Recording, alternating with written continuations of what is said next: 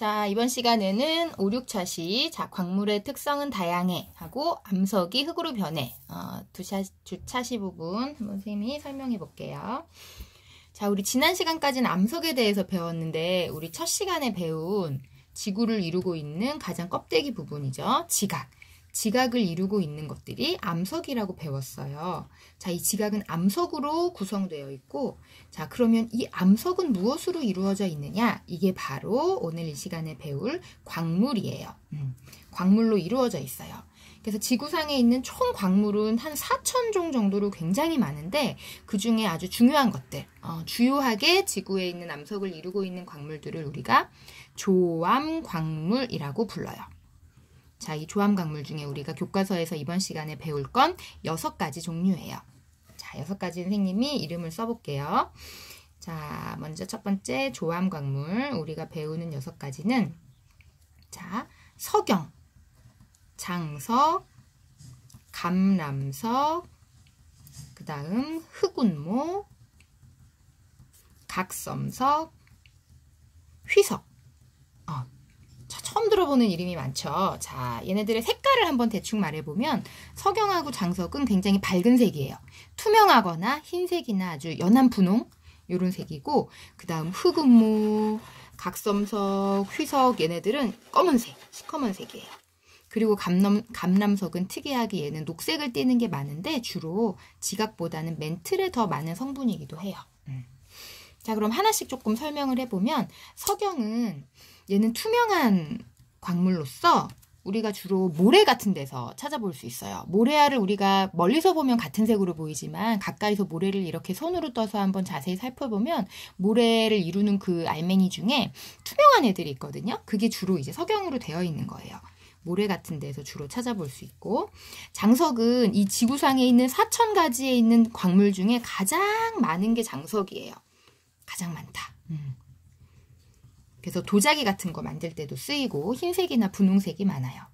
자, 그리고 흑운모는 우리가 흑자가 붙은 거는 이제 검은색이라는 뜻이고, 이 운모 종류가 흑운모도 있고 백운모도 있는데, 운모 종류는 아주 얇은 판으로 돼서 한 겹씩 한 겹씩 떨어지는 특성을 가지고 있어요. 나중에 우리 수업 시간에 한번 광물 표본을 관찰해보는 시간을 가질게요.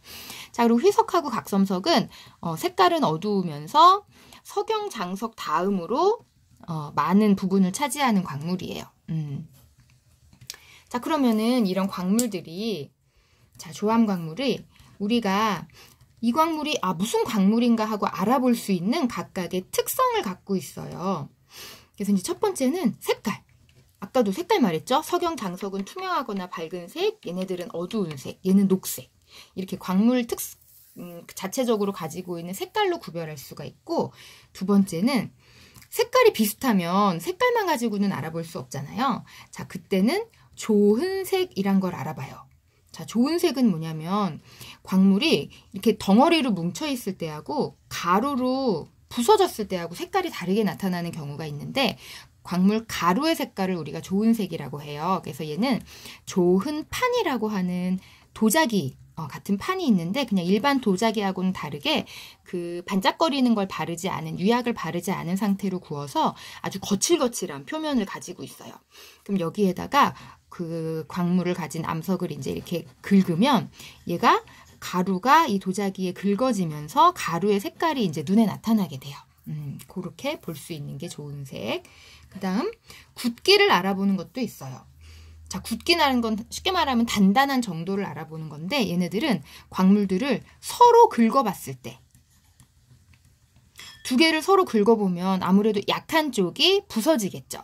그래서 어느 쪽이 부서지는가를 알아볼 수 있는 방법이고, 자, 그 다음에 네 번째, 염산을 떨어뜨려 봐서 무슨 광물인지 알아내기도 해요. 그래서 이 염산 반응이 나타나는 대표적인 광물이 방해석이라는 애가 있는데, 자, 얘는 염산을 뿌리면 부글부글 하면서 거품이 일어나게 돼요. 그래서 염산 반응이 나오는 애는 방해석 말고도 나중에 배우게 될 석회암이라는 애도 방해석처럼 염산 반응을 일으키기도 해요.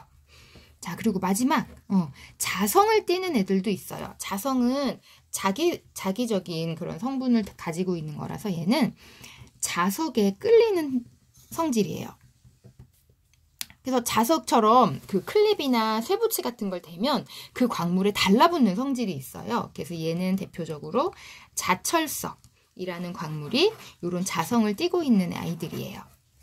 자, 이렇게 색깔과 좋은 색, 굳기, 염산 반응, 자성 이런 성질들로 우리가 어떤 모르는 광물을 봤을 때 아, 얘는 무슨 광물이구나 하고 판단하는 기준을 만들기도 해요. 자, 그러면 6차 시, 자, 암석이 흙으로 변하는 과정. 자, 우리가 암석이 오랜 시간 지나면 얘네들이 쪼개지고 부서지고 그러면서 아주 작은 돌이나 더 많이 부서지면 흙으로 변하기도 하는데 이렇게 되는 과정을 우리가 풍화라고 해요. 풍화. 자, 근데 암석이 어떤 과정으로 이렇게 풍화가 일어나냐면 한 3가지 정도 들 수 있어요. 물이나 아니면 공기 아니면 생물에 의해서. 자, 물에 의한 영향 중에 가장 큰 거는 물이 암석 틈 사이에 스며들었다가 얼면서 암석이 쪼개지는 경우예요. 물이 왜 우리 페트병에 넣어놓은 물을 얼면 부피가 늘어나면서 페트병이 빵빵해지죠? 그런 과정을 통해서 암석이 쪼개지는 경우가 있고, 공기에 의해서는 뭐 바람에 의해서 암석들이 깎이기도 하지만 이것뿐만이 아니라 철이 녹쓰는 것처럼 그 암석 속에 있는 철 성분이 산소하고 만나서 성분이 변화되는 요런 변화도 우리가 풍화라고 이야기해줘요.